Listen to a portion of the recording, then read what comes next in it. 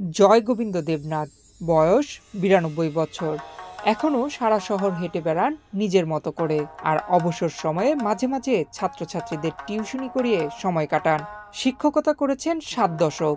স্কুলের মৌলভী স্যার সিদ্দিকুল্লাহর দুটি কথায় পাল্টে গেছে তার জীবন।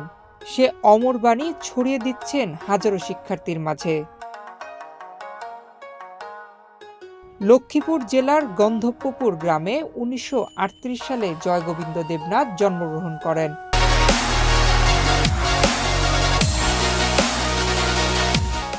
বাবা নবীনচন্দ্র দেবনাথ, মা অন্নদা সুন্দরী দেবনাথ। ৭ ভাই ৩ বোনের মধ্যে সবার ছোট তিনি। ১৯৫৩ সালে লক্ষ্মীপুর হাই স্কুল থেকে মাধ্যমিক পাশ করেন। ভর্তি হন কুমিল্লা ভিক্টোরিয়া সরকারি কলেজে।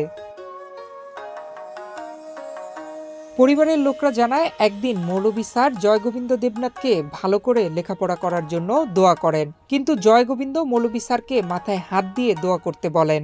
এতে স্যার হেসে ওঠেন, মাথায় হাত দিয়ে বলেন, দুটি কথা মনে রাখবে, কখনো মিথ্যা বলো না, কারো মনে কষ্ট দিও না। এই বাক্য দুটি জীবনের পাথেয় হিসেবে গ্রহণ করেন জয়গোবিন্দ।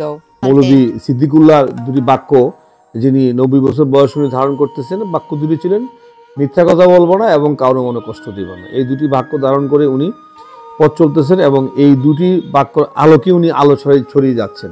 ভিক্টোরিয়া কলেজ থেকে ১৯৬৩ সালে বিএসসি পাশ করে জগন্নাথ কলেজে এমএসসিতে ভর্তি হয় জয়গোবিন্দ। অভাব অনটনের কারণে পড়াশোনা শেষ করতে পারেননি। পরিবারের দায়িত্ব কাঁধে এসে পড়ে।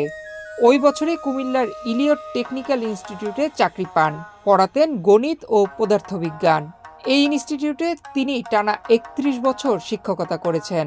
এছাড়া কুমিল্লার modern high school, Farida Bidyayatan এবং ভিক্টোরিয়া কলেজিয়েট স্কুলেও নিয়মিত বা খণ্ডকালীন শিক্ষকতা করেন প্রায় ৭০ বছর। সিদ্দিকুর রহমান আমার সবচেয়ে শিক্ষক। উনি আমাকে একবারে যদি আমি সৎ কাজ করি, যদি তুমিও সৎ কাজ করো, তো তুমি কামিয়াব হবে এবং তুমি যা বলবে তাই পাবে। ওনার এই বাক্যটা আজও আমি ধরে রাখছি। আমার ৩১ বছর মেইন শিক্ষকতা, তারপরে ৭০ বছর পর্যন্ত ধরে নিতে পারেন। তখনই পড়াইতে যাই, তখন বলি, বাবা সত্য কথা বলো আর কারো মনে কষ্ট দিও না। সন্তুষ্টি না থাকলে সুখ হয় না।